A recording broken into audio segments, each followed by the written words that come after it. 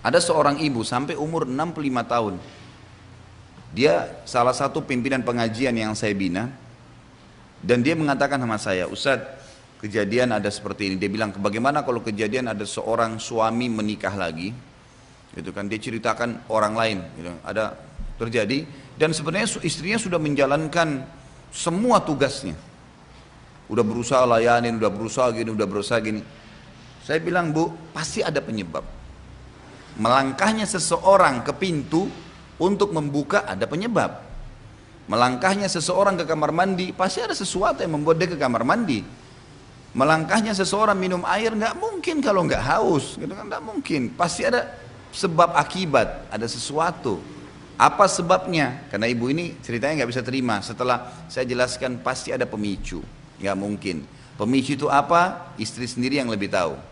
Kalau saya taunya, dalam ilmu kejiwaan Islam, laki-laki itu butuh 3 hal, pandangan matanya, perutnya, dan kemaluannya.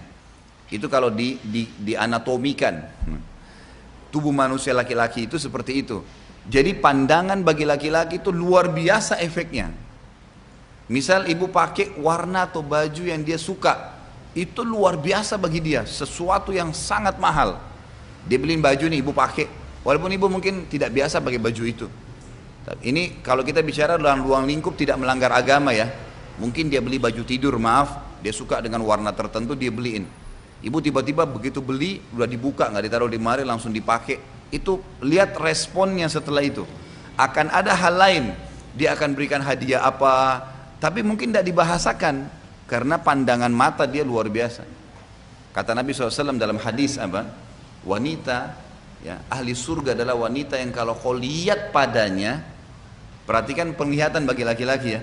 Kalau kau lihat padanya, maka kau akan senang karena seperti apa yang kamu mau. Dan kalau kau perintahkan sesuatu, dia akan menjalankannya.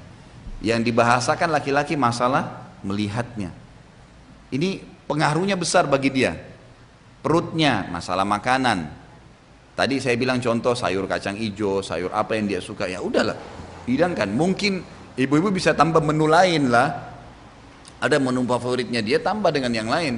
Nggak usah dibentrokin dengan ini, nggak ada ruginya. Yang ketiga masalah kemaluan.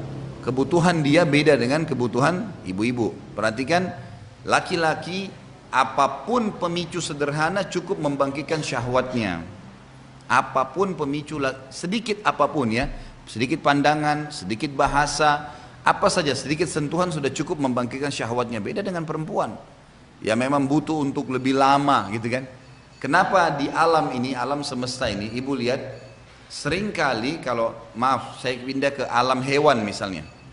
Di alam hewan itu dengan hikmah Allah, betinanya sering ngeluarin suara tertentu, bau badan tertentu gitu kan, gerakan-gerakan tertentu yang menarik si jantan untuk datang. Ini kalau kita tarik ke manusia, dandanannya, bau badannya, itu kan sesuatu yang memang ibu begitu suami lihat, oh ya dia tertarik mendekatin, gitu kan. Ini kan disuruh ya, kata Nabi SAW, wanita ahli surga dalam hadis lain, wanita yang bisa membangkitkan syahwat suaminya. Perhatikan kalimat yang sangat peka dan jeli ini, ya, wanita ahli surga, wanita yang bisa memberikan syahwat suaminya, artinya apa saja yang diharamkan di luar, di rumah jadi halal tuh, gitu kan. Lakukan sama dia. Berarti ada masalah di sini, masalah bagaimana membangkitkan syahwat berhubungan dengan masalah kemaluan. Kalau suami sudah dipenuhi masalah biologis yang mungkin ya, ibu jangan heran, ini baru berhubungan biologis, mau lagi berhubungan sebentar. Laki-laki begitu, emang sudah begitu. Jangan ibu bilang, kan tadi sudah gitu. Itu jangan dibahasakan ke laki-laki, nggak bisa. Apa yang terlintas di benak dia secara kejiwaan, dia susah bendung. Syukur dia datangnya ke ibu gitu, jangan malah ditolak gitu kan. Ini suaminya.